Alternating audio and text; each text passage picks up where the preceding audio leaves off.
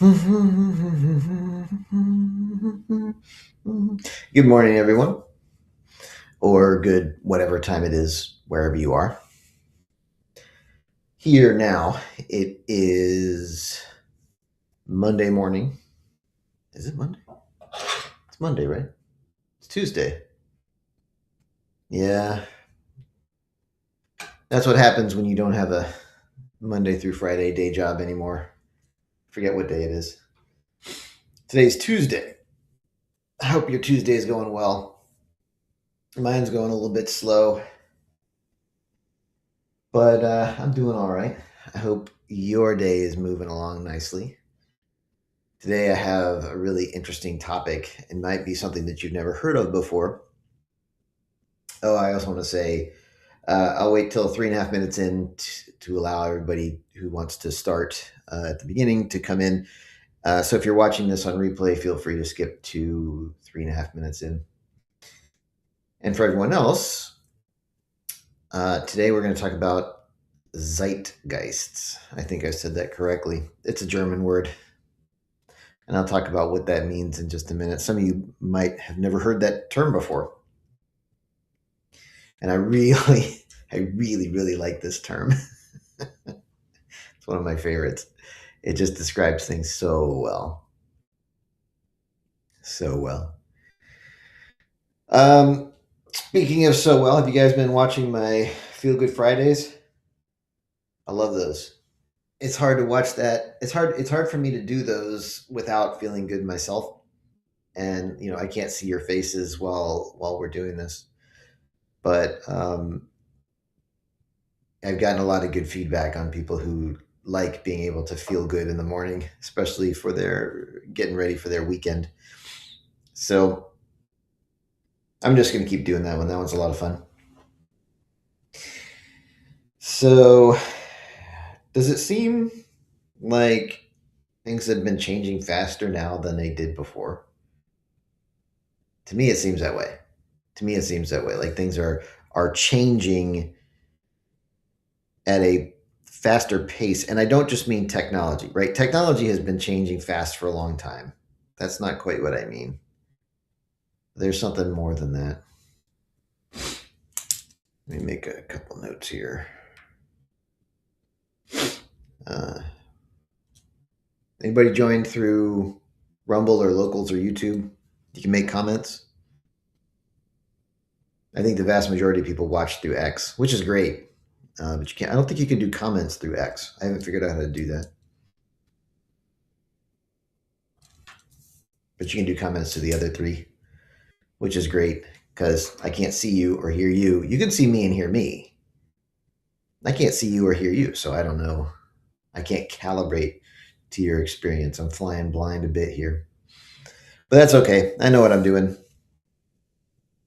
I think I know what I'm doing.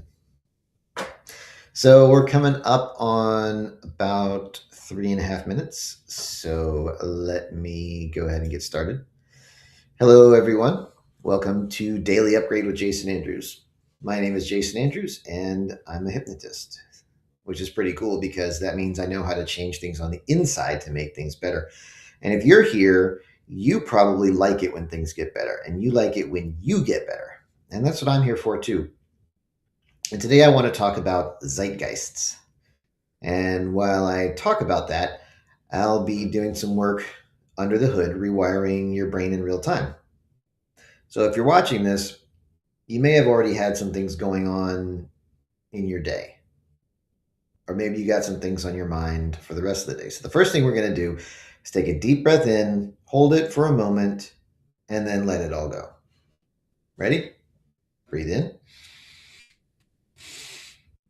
hold it, and just let it all go.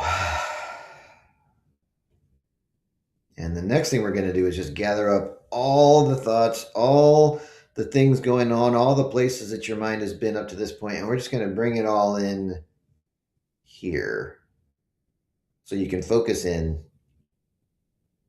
Now, I'm going to talk about zeitgeists. Again, I think I'm saying that correctly. So, what exactly is a zeitgeist? A zeitgeist, I think, literally is defined as spirit of the age, and it's, I think, a German term from the 1800s, maybe. Oh, hello, Jalen. Did I say that right? Yeah, glad you could join us. It's a spirit of the age, and what that means, it's describing a kind of mental movement, mental and emotional movement that sweeps across the population, kind of in an unspoken manner.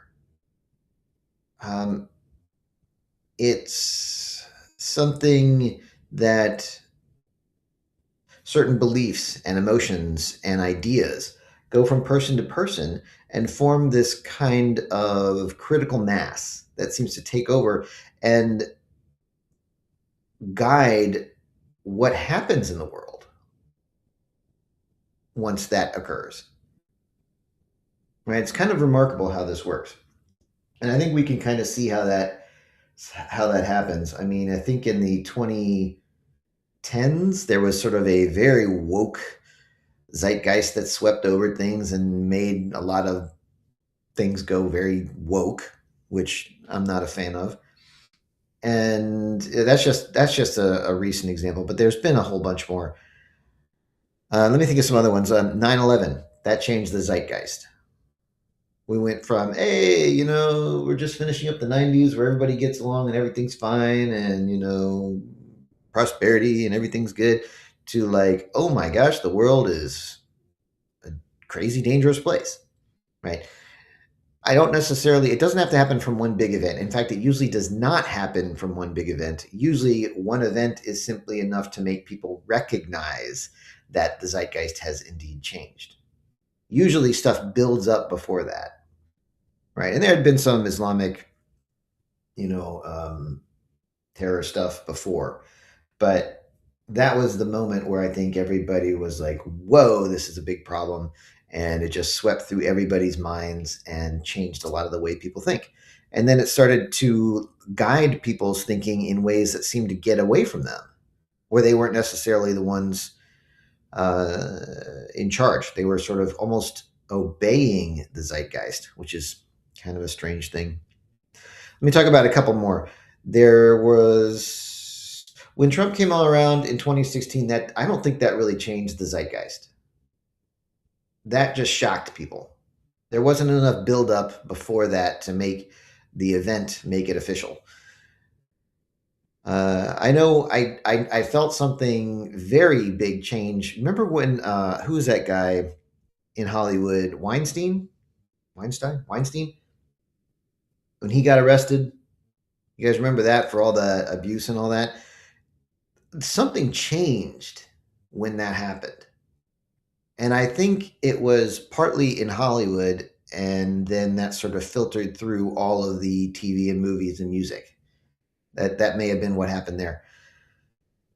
When Epstein got killed,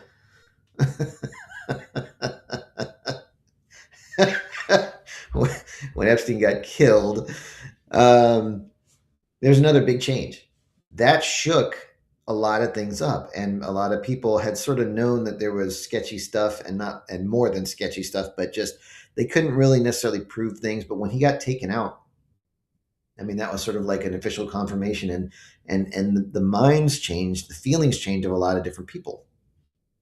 Another one, I think Trump, when he won in 2024, that was another big zeitgeist change, because suddenly it was like, okay, well, this is actually really official. The stuff that Trump wants done is the stuff that the majority of Americans want done. We're really doing this. And then it just filtered through everybody's psyche. And all this stuff was stuff that people knew ahead of time. Like, we all knew that it was there, but it was sort of in a collective denial, or collective uncertainty, collective, are we really doing this, or are we not really doing this? It was in a holding pattern. But when he won, it was like, okay, we're really doing this. And it started to go. And I think since that event, everybody has been basically confronted with that, and a large amount of their mental and emotional processing power has been taken up by that. it's kind of remarkable how much things have changed in the last year. So a zeitgeist can really change things, and it can change things quickly because it mobilizes, it galvanizes large amounts of people under a coherent, sweeping wave of thought and energy that they may or may not consciously understand exactly what it is. Right? If you're not paying attention, you're just going to pick up on all these subconscious cues about everything else that's going on, but it's going to inform your decisions. It's going to inform your interpretations. It's going to direct a lot of the things that that you're doing and other people are doing. It's very, very subtle. So how can we use this? Well, the first thing is if you want to make something, if you want to gain control over something, you need to bring it out of unawareness and bring it into awareness. Right? Now, there are situations. This was the original definition of cognitive dissonance. It's when you bring something from subconscious understanding to conscious awareness, and the conscious mind objects to it. Right? There's a famous story. Richard Bandler was sort of studying all these really effective therapists, and one of them, her name was Virginia Satir, and she had a 2-day seminar, and so she did her magic fixing people for about a few hours during the day, and at the end of the day, Bandler came up and said, "Hey, this is what you're doing. This is what you're doing, and this is what you're doing. And over here, this is what you did. And then you did this here, and this here, this here." And it was fascinating because at first, Virginia Satir, she was like, "Yeah, I do that, and I do that." And she was like, "Oh, I didn't know that I did that." Right? She had these skills and patterns that she was doing that she did not know, she was not consciously aware that she was doing. And when she was made consciously aware of them, it was interesting because it caused a little bit of a problem. In other words, she was manipulating people in a good way, right? But she didn't like the fact that she was manipulating people. So it bothered her that she was doing it, even though she was effective, even though it was what they wanted, and it was effective.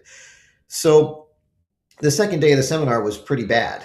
She didn't do very well, and she screwed up a lot of things, and she was all off her game because she had brought it into her conscious awareness and hadn't integrated it enough. She wasn't able to integrate it. So what we can learn from this is that if there are things that are in the back of your mind, or that your subconscious mind or whatever mind is detecting is going on, and you're not aware that it's affecting you, it can affect you in ways you might not really want. And sometimes this just takes the form of, yeah, I just don't feel right about this thing or that thing, and you don't really know why, but it gives you a vibe that you just don't like. Pay attention to that. That's valuable. That's valid. So when you bring it into your conscious awareness and say, "Oh, okay, this is what's going on. It's this zeitgeist." Right? It's this spirit that everybody's got right now. That's what I don't like. And what I don't like about it is this and this and this. And you go, "Okay, now I get it. Now I can think about this and process this." And once you do that, then you can choose to be part of it or not. One of the things I've seen a whole lot lately is how, especially since the release of the Epstein files, is how I hear words like describing Hollywood and pop culture as demonic or satanic or flat out evil, right? These terms that we hadn't heard before very much. I mean, I've been saying for a long time that the Super Bowl is a giant occult ritual, but you haven't heard people in the mainstream talk about demonic, satanic, evil, things like that. It's just, woke, degenerate, right? It's a different way of categorizing it. But now, pay attention. Those words are everywhere describing American pop culture. in politics now. Those words are everywhere. And that changes the zeitgeist because it changes it from oh, they're choosing to do things that I disagree with to those people are evil. This is a holy war. This is a spiritual war. This is a holy battle. And that ups the stakes. And that brings more people's resources to bear because that's a different type of conflict. It's not, oh, they're doing things that I disagree with. It's this is for all the marbles, right? This is for the big, this is for all the chips. Stakes are high. And so it brings more of a person's resources into that interaction, into that conflict, into that battle. So that's a major change I've noticed in the last maybe 3 weeks. So now that you know what a zeitgeist is, you can pay attention more to what those things are that are making you feel uncomfortable or give you a vibe or an intuition about something that's not quite right. And you can use that information to figure out what exactly it is and then choose to participate in the zeitgeist or not. And that gives you more control. That gives you more power. That gives you more choice. And when you have more power and more choice, then you can typically get more of what you want and get less of what you don't want. And isn't that what we're all really trying to do?